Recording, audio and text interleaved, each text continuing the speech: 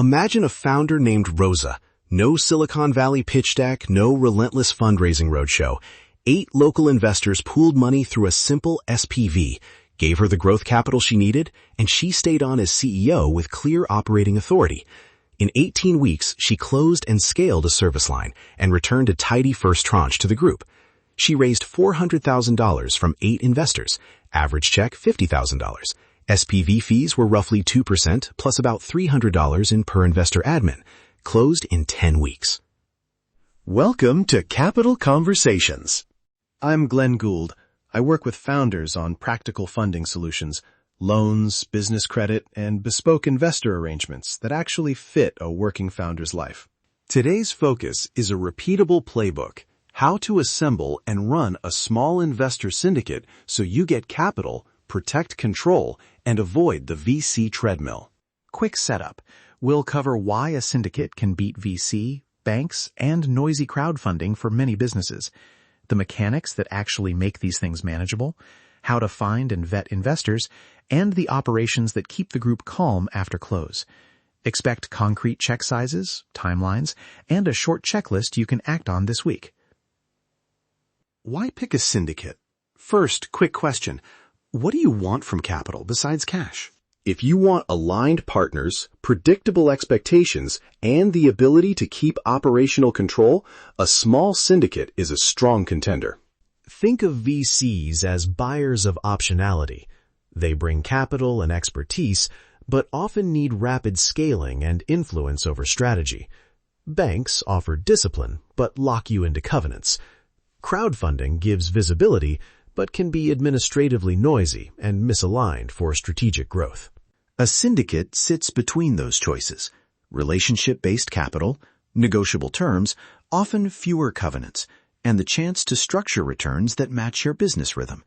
Not easy money, just more controllable money. Who this fits best? Service businesses with steady margins, certain real estate plays where cash flow is clear, franchise purchases, and small roll-ups or acquisitions where a founder remains central to operations. If your model needs hypergrowth, big dilution, and a VC-style exit, this probably isn't the tool. But for steady growth and owner control, it's often the most practical path. Quick question. Who's actually running the syndicate day to day? Most groups use one of 2 mechanical approaches: direct investment into your company or an SPV, single-purpose vehicle, that pools investor checks and sits as one line on your cap table. SPVs keep things tidy. One entity on your cap table instead of a dozen. If cap table simplicity matters, choose the SPV. If you're comfortable with multiple small shareholders, direct works, but it's more paperwork for you. Typical roles: a lead investor who negotiates terms and coordinates, passive backers who provide capital with limited involvement, and you, the founder, holding operational authority. Give the lead delegated authority for small administrative decisions and reporting. That prevents noise. A few hard numbers to anchor things. Set minimum checks so administration scales with capital. $10,000 to $50,000 is common. Cap the investor count. Around 12 keeps coordination realistic. Those 2 levers cut admin drag fast. Now, where do you find investors? Start with the obvious. People who already trust you. Past clients, professional advisors, local business owners, and alumni groups. Then move outward. Targeted meetups, industry networks, and niche investor clubs for real estate or small businesses.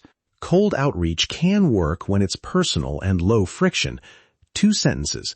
Who you are, what the opportunity is, and a specific ask for a 15-minute call. Example: Hi, I'm Glen. I'm raising a small pool to grow X business. Could we talk for 15 minutes this week about a revenue-backed opportunity? Vetting is as much cultural as financial. Ask, can they make the check without needing quick liquidity? Do they understand the time horizon? Will they be constructive or a friction point? If someone keeps asking to rewrite the fundamental terms, that's a red flag. Deal economics. You've got options. Equity at sensible valuations, preferred returns that give downside priority, or revenue share until a payback is achieved. Preferred returns are common when investors want downside protection. Revenue share fits steady cash businesses. Clarity beats cleverness. Spell out who gets paid first, caps on investor returns, and what triggers an exit split. Keep veto items narrowly defined. Only material events should require investor consent. Operational playbook, short and practical. Prepare a one-page offering summary, a simple private placement memo or offering letter, subscription docs for the SPV, and a lead investor agreement. Have an investor update template ready before you close. On accounting, do monthly internal reporting and quarterly investor-facing updates. Don't overpromise weekly miracles. Consistent, accurate monthly dashboards build trust faster than flashy but unreliable reports. Use third-party SPV and escrow providers selectively. They cost money, often a small percentage in per-investor fees, but they remove admin burden and reduce compliance risk. For a first syndicate, that fee is usually worth it. Timeline realistic. Plan 6 to 12 weeks from first outreach to funded close. Week 1, outreach and intro calls. Weeks 2 to 4, diligence and terms. Weeks 5 to 8, legal docs and subscriptions. By week 9 to 12, funds wired and close. Warm leads and templates compress this. Bespoke asks expand it. Common pitfalls: misaligned investor timelines, passive backers wanting unexpected control, and founders underestimating administrative load. I once tracked a deal where 20 tiny investors created so much friction, the founder lost momentum. Capsize and delegate authority to avoid that. A short checklist to carry with you. 1. Choose SPV or direct. 2. Set minimum check and investor cap.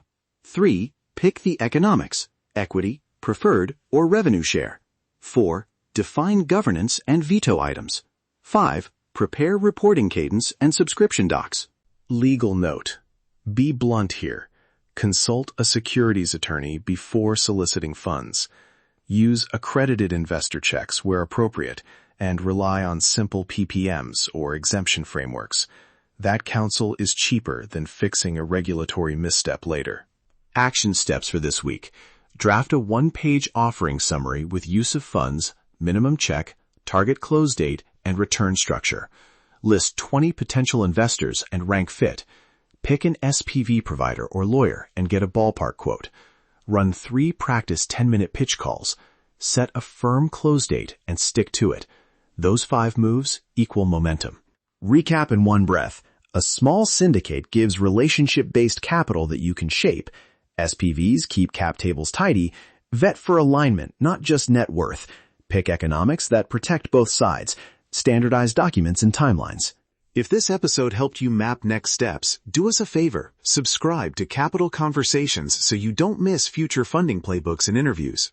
I'll be sharing templates and a one-page offering checklist in the episode notes to make your first outreach easier. Thank you for joining us on Capital Conversations. I hope today's discussion provided valuable insights for your funding journey. Remember, securing the right capital is a crucial step in building a successful business. Keep building. Let's talk capital. Until our next conversation.